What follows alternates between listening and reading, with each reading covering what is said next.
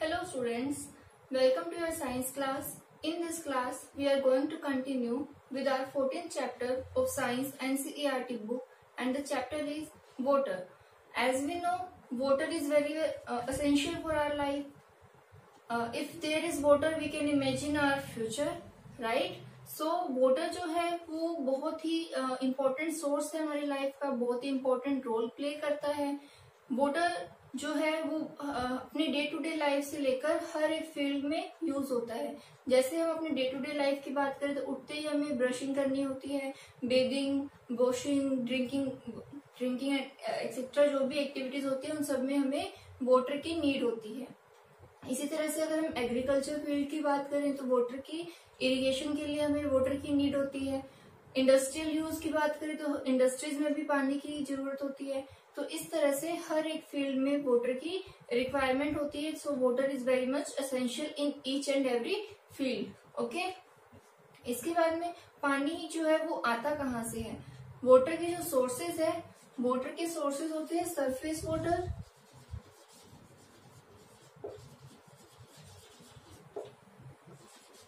Ground water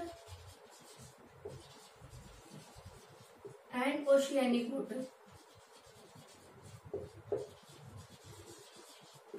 surface water को हम fresh water भी कहते हैं.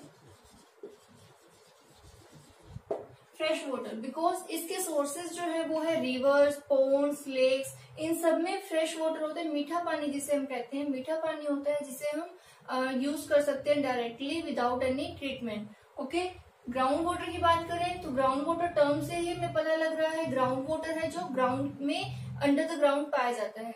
जब भी बारिश आती है, जैसे भी सोइल को पानी मिलता है, ग्राउंड पे क्या होती है, सोइल होती है.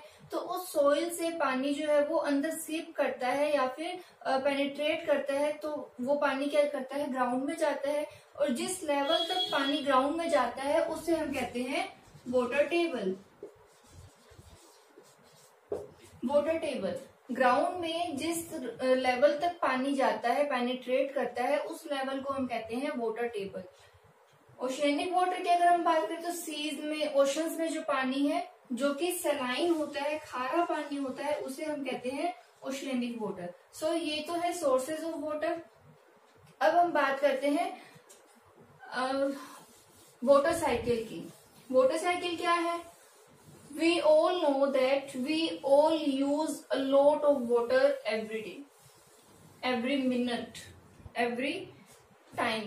We use water, a lot of water. उसके बाद भी क्या है, पानी की अमाउंट जो है वो अर्थ पे कांस्टेंट है. तो उसका रीजन क्या है? उसका रीजन है water cycle. Water cycle, water cycle को हम हाइड्रोलॉजिकल साइकिल भी कहते हैं.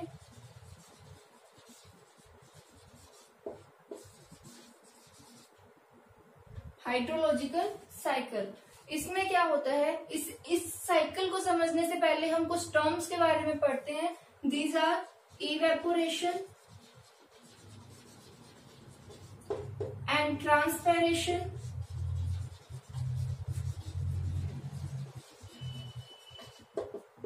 And the second term is condensation.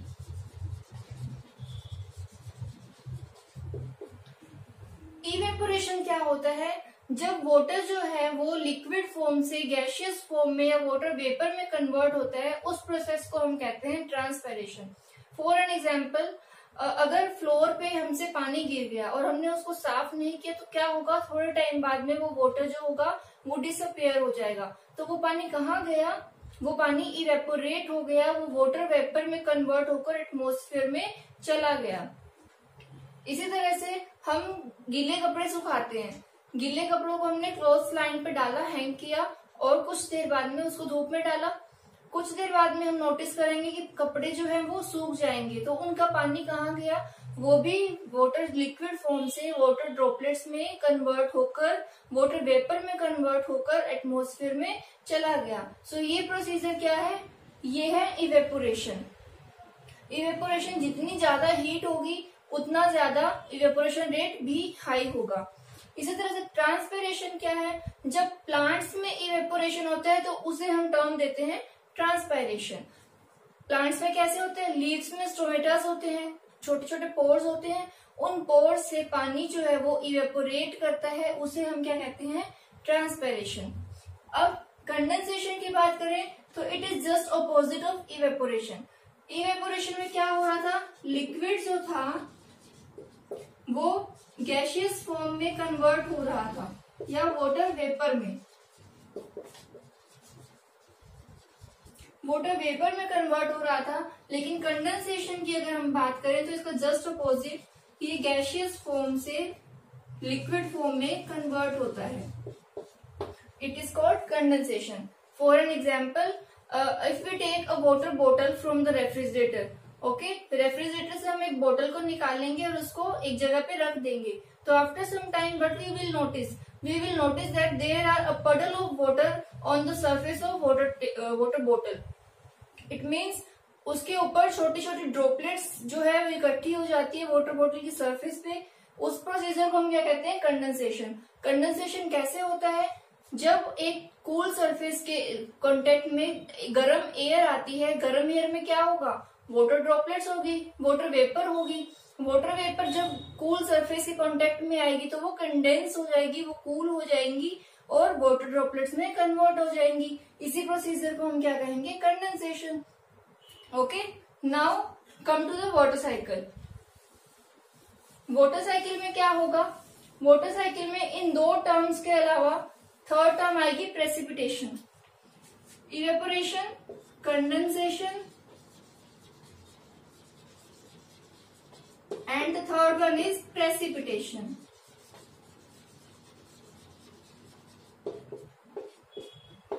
Precipitation, evaporation क्या होगा, फॉर एन एग्जाम्पल यहाँ पर कोई भी वाटर बॉडी है, लाइक ओशन, रिवर्स, ये सब क्या है, वाटर बॉडीज यहाँ पर है, प्लांट्स भी यहाँ पर है। ओके, तो इससे क्या होगा, वाटर जो है वो इवेपोरेट करेगा और ट्रांसपायर करेगा। इवेपोरेशन होगी या फिर ट्रांसपिरेशन होगी। ट्रांसपिरेशन होगी तो क्या होगा, पानी जो है वो वाटर वेपर में कन्वर्ट होकर एटमॉस्फेयर में जाएगा। अब क्योंकि एटमॉस्फेयर में क्या होता है, टेम्परेचर ऊपर जाकर क्या होगा, लो हो जाएगा, तो उस टेम्परेचर के लो होने की वजह से क्लाउड्स की फॉर्मेशन होगी, क्लाउड्स बनेंगे। क्लाउड्स की फॉर्मेशन किससे होगी, कंडेंसेशन से। कंडेंसेशन से कैसे होगी, जब हम अर्थ के सरफेस से ऊपर जाते हैं तो टेम्परेचर जो है वो काफी कम हो जाता है। टेम्परेचर लो होने की वजह से जो वाटर वेपर है वो डस्ट पार्टिकल के साथ कंबाइन होकर कंडेंस हो जाएगी और क्लाउड्स की फॉर्मेशन करेगी। क्लाउड्स की फॉर्मेशन होने के बाद में क्या होगा, डस्ट पार्टिकल्स जो है वो डस्ट पार्टिकल के साथ में वाटर ड्रॉपलेट्स कंबाइन होगी, क्योंकि कंडेंसेशन हो रहा है तो वाटर वेपर जो है वो ड्रॉपलेट्स में कन्वर्ट हो जाएगा और जो डस्ट पार्टिकल्स है उनके साथ में कंबाइन होकर क्लाउड्स की फॉर्मेशन करेंगे। अब ये क्लाउड्स जब बहुत सारे ड्रॉपलेट्स मिलकर एक बड़ी ड्रॉप की फॉर्मेशन करेंगे, बड़ी ड्रॉप्स की फॉर्मेशन होंगी तो क्या होगा, बहुत सारी ड्रॉप हो जाएगी, वो बड़ी ड्रॉप बन जाएगी, तो उसको वो क्या करेगी, प्रेसिपिटेट करेगी। क्लाउड से क्या होगा, प्रेसिपिटेशन। प्रेसिपिटेशन क्या होता है, the deposition of water from the atmosphere on to the earth in any state और in any form is called as precipitation. It means cloud से जब रेनफॉल होगा या पानी जो है वो किसी भी फॉर्म में, सॉलिड और लिक्विड फॉर्म में जब वापस से अर्थ पर आएगा तो उसे हम क्या कहेंगे, प्रेसिपिटेशन। ये प्रेसिपिटेशन किस फॉर्म में हो सकता है, रेनफॉल, स्नोफॉल और फॉग। ओके, इन सभी फॉर्म्स में प्रेसिपिटेशन हो सकता है। This one is liquid form and this one is solid form. पता है हेलस्टोन्स, ओले जिनको बोलते हैं, हेल स्टोन्स आते हैं, तो that is a solid form of precipitation. सबसे पहले क्या होगा, इसी तरह से पानी क्या है, ओशन में आएगा, फिर से वाटर बॉडीज में आएगा, फिर से वापस से इवेपोरेशन होगा, फिर कंडेंसेशन होगा, फिर प्रेसिपिटेशन होगा। तो ये साइकिल चलता रहता है और वाटर की अमाउंट जो है वो कांस्टेंट बनी रहती है। सबसे पहले क्या हुआ, ओशन से इवेपोरेशन हुआ और प्लांट से ट्रांसपेरेशन हुआ, वाटर वेपर में कन्वर्ट हुआ वाटर, उसके बाद में कंडेंसेशन हुआ, ऊपर जाकर कंडेंसेशन हुआ बिकॉज लो टेम्परेचर था, और जो गर्म इवेपोरेट हुई थी वेपर वो क्या करेगी, कंडेंस हो जाएगी, डस्ट पार्टिकल से कंबाइन हो जाएगी। कंबाइन होने के बाद क्लाउड्स की फॉर्मेशन होगी, और क्लाउड्स जब हैवी हो जाएंगे तो प्रेसिपिटेशन की फॉर्म में वाटर को वापस से अर्थ पे सेंड डिलीवर कर देंगे। इस तरह से वाटर साइकिल चलता रहेगा और वाटर की जो अमाउंट है वो क्या है, कांस्टेंट बनी रहती है। It was about water cycle or hydrological cycle. Okay, I hope it's clear to you all. Now if we talk about rain, rain जो है वो बहुत ही नेसेसरी है, लेकिन ये रेन बहुत कम होती है या बहुत ज्यादा होती है तो उसके कंसिक्वेंसेस क्या होते हैं, इनके बारे में हम पढ़ेंगे।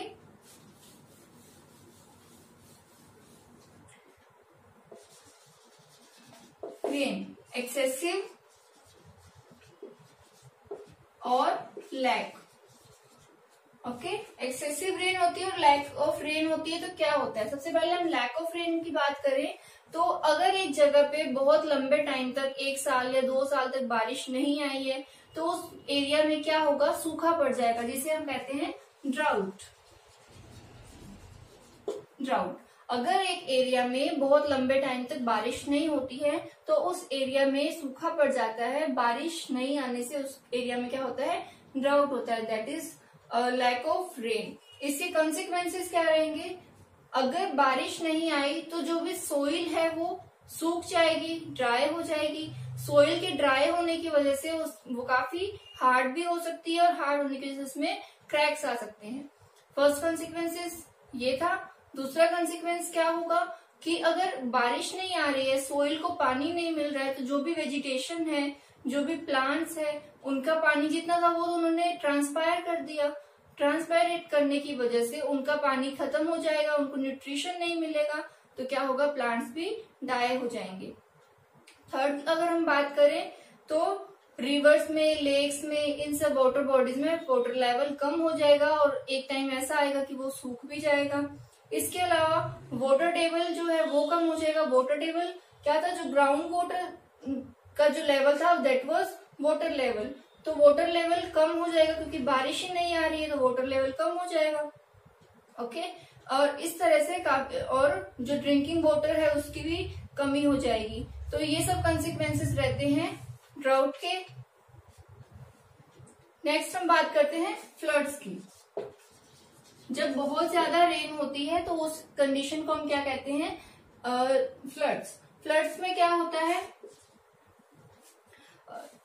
अगर ये बहुत टाइम तक रेन कंटिन्यूटी में आती है, सेवरल डेज तक, तो क्या होगा, वाटर जो है वो एक्यूमुलेट कर जाता है, एरियाज को कवर कर लेता है, और बहुत दिनों तक बारिश आएगी तो क्या होगा, जो रिवर्स का वाटर लेवल है वो इंक्रीज हो जाएगा, तो रिवर भी ओवरफ्लो करेंगी।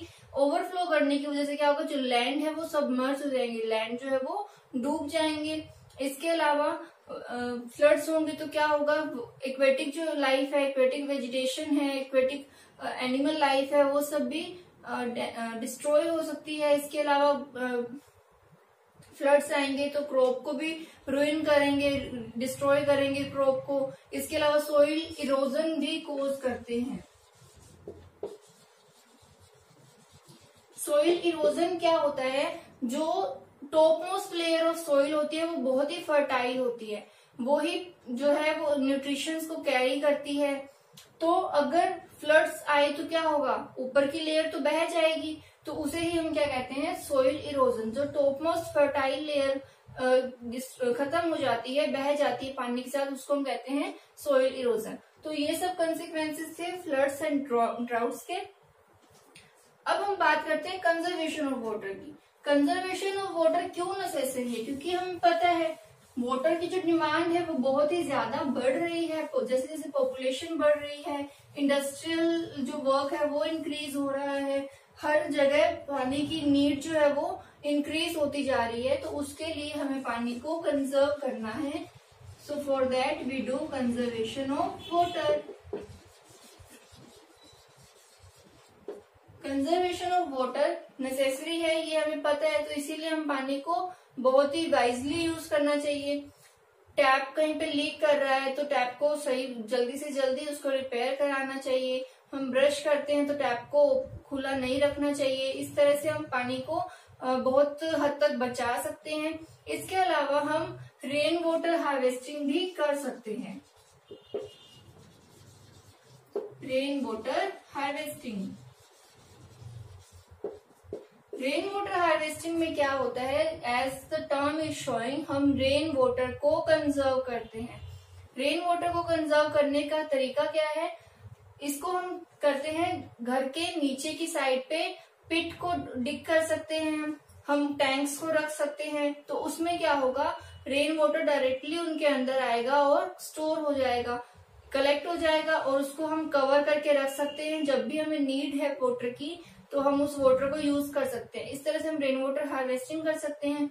इसके अलावा हम रूफ से भी, रूफ में पाइपलाइन बिछाकर, जैसे घरों की छतों पे हम क्या करते हैं, पाइप्स का कनेक्शन करते हैं जो कि नीचे उस डिग तक या पिट तक आता है, तो क्या होगा, उसमें पानी स्टोर हो जाएगा। इस तरह से हम वाटर को स्टोर करके और बाद में इन फ्यूचर उसको हम यूज कर सकते हैं। So it was about our chapter in which we learned about the sources of water, uses of water, water cycle और floods and droughts के बारे में हमने पढ़ा। We also discussed about the conservation of water. So I hope you have understood it very well. If you have any query, then let me know in the comment section. Thank you.